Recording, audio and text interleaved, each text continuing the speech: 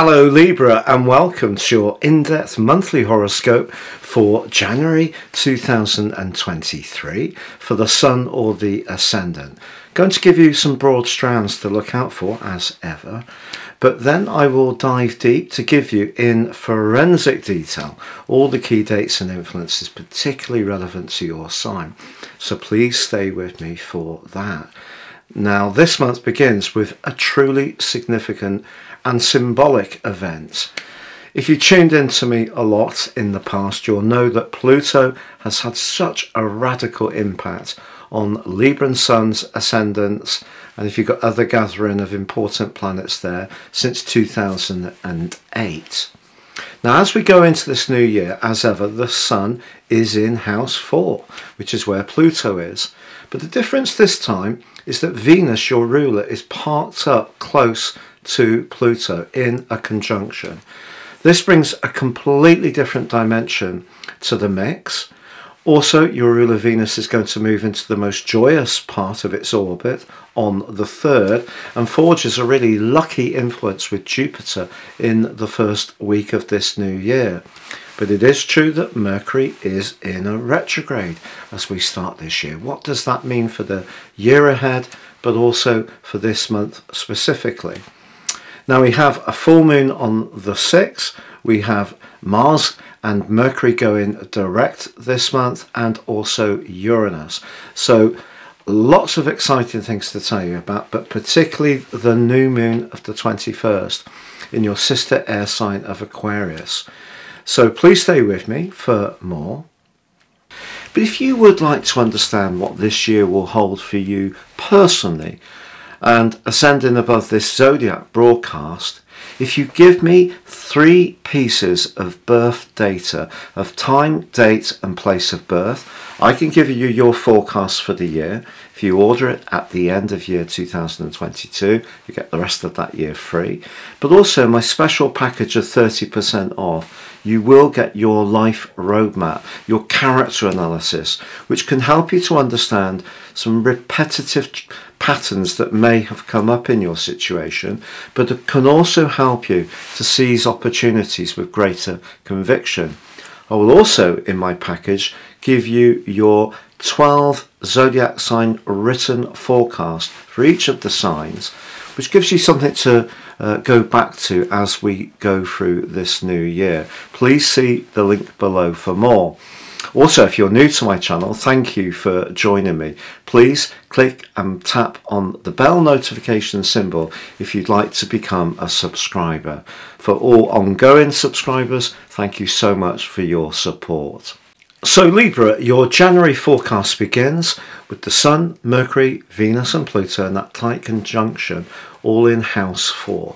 This is very much where we are wanting to feel secure, protected, sometimes peaceful, sometimes hunkering down. And obviously if you're in the northern hemisphere, because of the winter solstice triggering cardinal quadrant 4, a time for all of us collectively to think about a degree of withdrawal and just making sure we're snug and cozy. But what does that Mercury retrograde hold for you this month? Well, I feel it is important to understand that if you are discussing where to live and how to live somewhere, maybe the dialogue could get bogged down, maybe there will be delays. But I feel that Mercury retrograde is something that in some ways needs a facelift. It needs a kind of publicity campaign to make people aware that Mercury retrograde gives us a chance to recalibrate, rethink. So something around your thinking to do with where you live, your emotional situation or your family life could actually turn out to be very powerful and valuable to you if you choose to embrace it. But that link between Venus and Pluto is particularly symbolic, as I say, because Pluto is the planet of transformation, but Venus being parked up on Pluto points towards something transforming to your benefit. It is possible when Venus and Pluto are in aspect that there's some kind of hidden agenda, that there's leverage hidden behind charm, the facade of pleasantness, but someone wants to get power, Pluto. I think with the conjunction, that's a much less of a risk. still possible, but I feel that it gives you the leverage this year, for the whole of this year, to use your diplomacy, your sensitivity, but also all the lessons Pluto has taught you over the years about protecting your boundaries, not giving too much to other people, making sure that other people have respect for you. If they don't like you, you have to accept it, but respect is vital. So your boundaries around where you live is going to be a big part of this year's story, but a big part of this year's opportunities.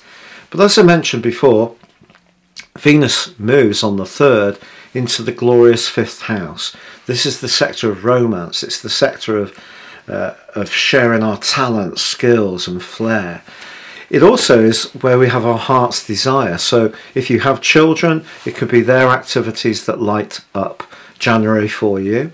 If you're someone who's a creative, you may give yourself a lot of encouragement with setting your New Year's intentions to embrace your talents in a more enriching way. But Venus into the 5th house is also quite social and playful, just at a point in the year, as I say, when many of us, and particularly your sign, could feel like hunkering down. What makes it different this year? Well, it's that Jupiter, the planet of growth, optimism and fortune, is in your sector of relationships, and it's going to be there through to the 16th of May. What an opportunity for you.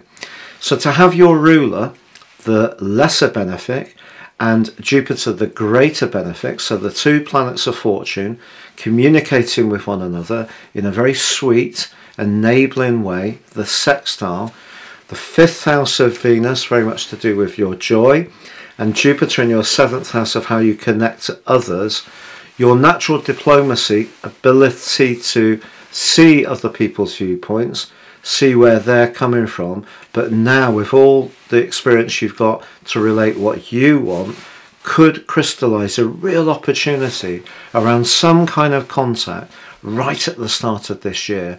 And that could be professional, could be around a friendship, could be around an improvement in family life, or it could be in a romantic situation. If you're in an ongoing relationship where you and your partner actually have a really good understanding of each other emotionally, I think the Mercury retrograde will be less of a problem. Maybe that's going to be something to do with if you want to get some contractors in to do some works to your property. Maybe they won't be as reliable as you would like. Contracts are governed by Mercury, so contracts around property could be a bit of a snag at times in 23, but also, as I say, we can rethink our approach with Mercury, recalibrate, reset, and that gives us the opportunity to move forwards. Now on the 6th, we do have a full moon in the sign of Cancer. Why this is particularly significant is that the sign of Cancer is governed by the moon, so it's domiciled.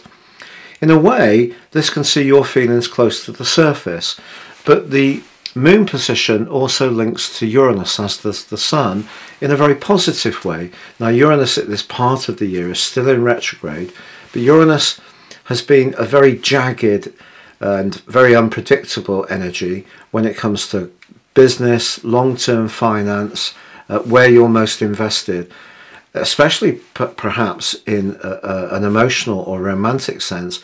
There has been a huge sense of unpredictability in recent years. And of course, Uranus has been clashing with Saturn in your sector of romance for the last couple of years through to the first week of December last year. And that's created quite a lot of tensions.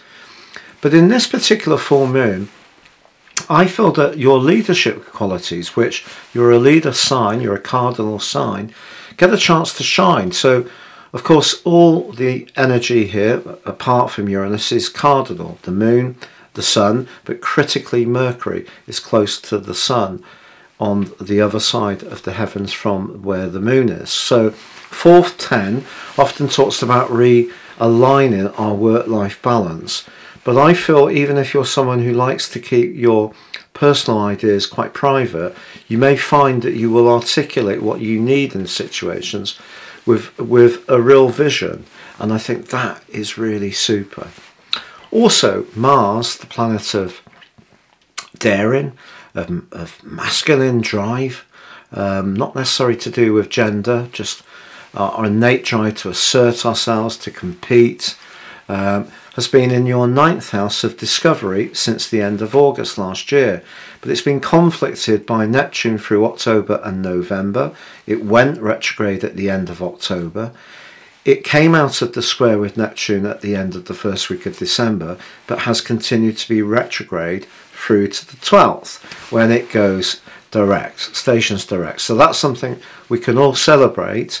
But I think this is going to give you more encouragement to be outgoing and perhaps to travel and to break out.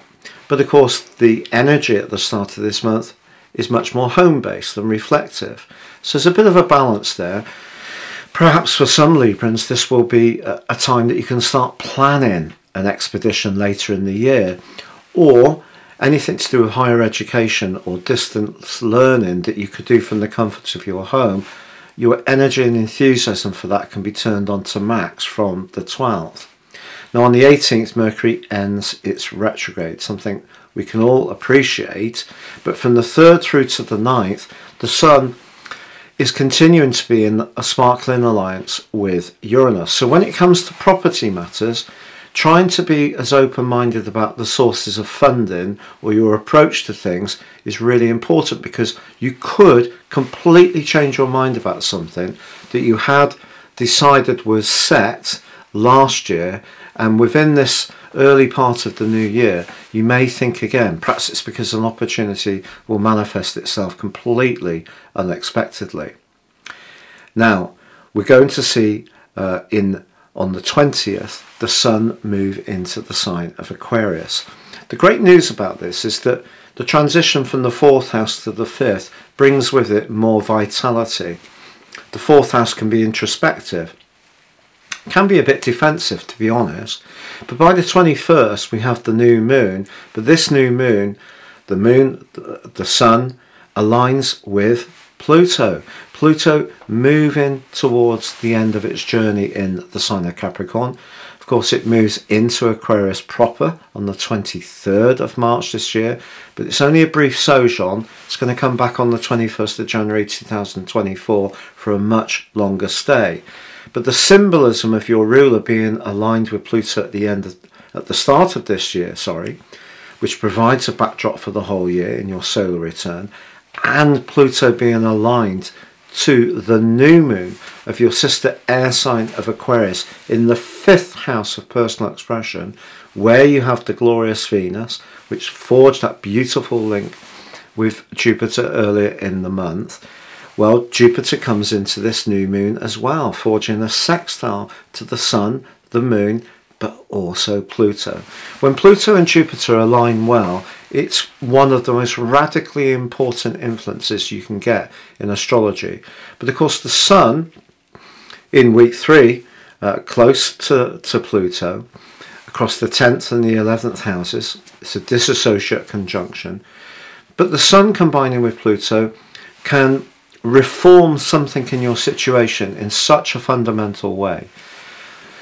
The work that Pluto's been asking Libran people to do, myself included, my ascendant at 23 degrees, has been very inner, and the 5th house is much more outgoing. It's very Leonian. It's, so talents you have can find an audience. And I can't express how Jupiter is so important, because it could bring some kind of contract or link or connection to someone. Maybe it is going to be a new friendship, even a new romantic possibility in the following month. But the way it transpires could feel very fated, and that can make it so richly important. I can't disguise the fact, to be honest, on this new moon that Venus is compromised by Saturn. So Venus has moved forwards and right alongside Saturn, which has made, the last few years not exactly a bundle of laughs when it comes to romance, creative expression. However, what Venus alongside Saturn can do is Saturn can be very anchoring. So if you did meet somebody who was really important, or you formed a relationship, professional or otherwise, that really was important, Saturn will anchor your ruler positively, but it can also squeeze the affection and warmth out of something that isn't working. And of course we know that Pluto can be about death as well as rebirth. So if for you, you feel that you have to let something go in your life, an interest, a hobby, a relationship with someone, whether it's a social relationship or it is something more intimate, because it isn't working, it will be because you're coming from an innate sense of power. So the thing that I feel that's happening this month for you, Libra, is that you are going to find yourself transformed. The range of influence that you feel has been so unavailable to you over the last years since 2008 is really going to change. You're going to feel much more in charge of the process, but your ability to showcase your ingenuity, your fun, your talent is really going to be absolutely incredible. Uranus has also been retrograde since the end of August last year. That goes direct on the 22nd, of course the modern ruler of Aquarius. On the 27th, your ruler moves into the 6th house. Now it's exalted in the sign of Pisces, but the 6th house has been causing you mischief as well through the influence of Neptune since 2012, where you felt all the responsibility, obligation and guilt trips have been projected in your direction, and you've had to work in a really selfless way to somehow or another get even a modicum of approval or respect from others. But Venus moving into this area supports you because it's in a semi-sextile, not quite as powerfully supportive as the sextile at the start of the month, but pretty good. So the two planets of fortune come together on the 27th and into the last few days of this month. But also the Sun continues from the new moon to forge a great link with Jupiter, but critically the Sun also links amazingly well to Mars. So as this month draws to a close, such a lot of motivating energy which can help you to gain traction, self-belief, conviction, a sense of your attractiveness and allure. You are really going to be coming into your own in such an amazing way. And it could mean, with Venus going alongside Saturn, that you are going to be a bit tougher about some of your decision making. But I think at the turn of the year, having Venus alongside Pluto in your 4th house is really going to bring you the reward for all the slog, self-analysis, painfulness that may have gone in certain relationships, particularly to do with the family, since 2012. And you're going to get the karmic reward this month. I can't promise you it's going to be an absolute perfect situation. We of course are facing very difficult financial circumstances for many people in the world, and also food availability is another issue. The environmental crisis is really in full spate, pardon the rather appropriate pun. So you know, we can't get too swept away, but I'm being completely genuine here. This is the best monthly horoscope for Libra that I have read for a very, very long time. Now, if you want to check out your year 2023 detailed forecast, please see beneath this video where Elisa will have shared it for you. But do know, with 2 new moons in your sign of relating, and one of them being a solar eclipse, and the second of those forging a conjunction with Jupiter in your sector of relating, and also the North Node coming into your sector of relating from the 13th of July, and a solar eclipse in your own sign in October 2023, this can be so much better a year for you, and I wish you every success with it.